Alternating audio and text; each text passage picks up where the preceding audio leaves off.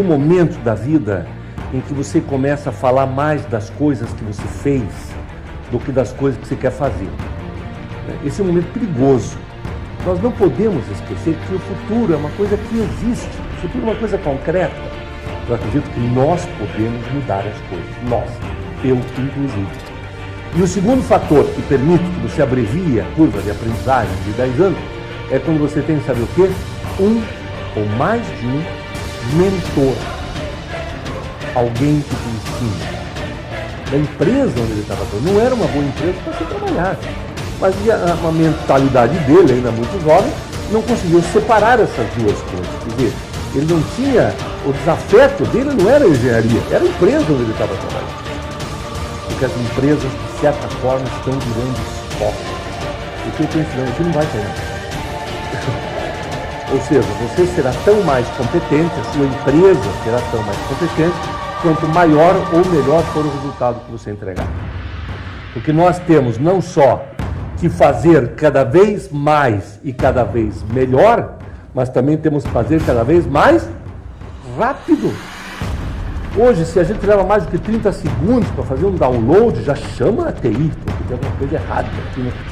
Vocês, muito jovens, trabalhem em locais onde vocês podem continuar aprendendo.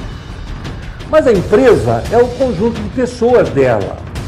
Então nós temos que pensar em como desenvolver a competência das pessoas para que então a gente tenha a competência da empresa.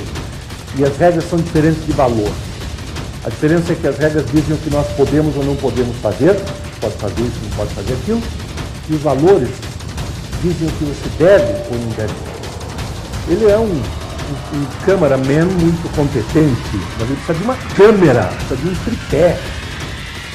Então, para chegar na perfeição, hoje você tem que fazer um pouquinho melhor do que ontem, e amanhã um pouquinho melhor do que hoje.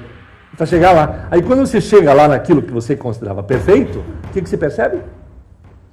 Que dá para ir um pouco além. Porque nós pregamos apenas aos ouvidos, nós não pregamos aos olhos. Sabem por que o Batista convertia tantos pecadores? Porque assim como as suas palavras pregavam aos ouvidos, o seu exemplo pregava aos olhos. É o que o Eugênio faz. Ele prega com as palavras e prega também com o exemplo. Tem aqui uma lembrancinha para que você possa recordar desse momento.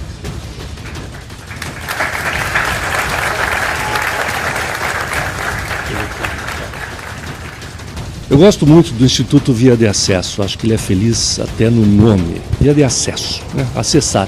Acessar o quê? Poxa, acessar o emprego, mas também acessar o futuro. A discussão que nós tivemos hoje aqui no Instituto Reinaldo Polito foi como é que as pessoas constroem a sua história. Há pessoas que acham que a história dela é construída pelas circunstâncias, pelo local onde nasceu, a família que pertence, a cidade, as oportunidades que teve. Há outras que acreditam fortemente que a história é construída por elas mesmas. Independente do que aconteça ao seu redor.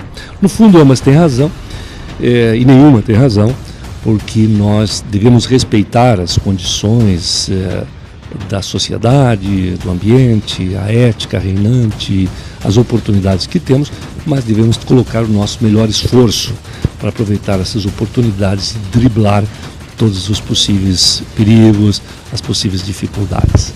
A verdadeira construção do futuro de cada um está nas mãos de cada pessoa que dá o melhor de si, aproveitando as melhores condições possíveis ao seu redor. Contar a história do passado é fácil, como dizia o padre Antônio Vieira, quero ver você contar a história do futuro. A melhor maneira de contar a história do futuro é se responsabilizar por sua construção. Acesse www.viadeacesso.org.br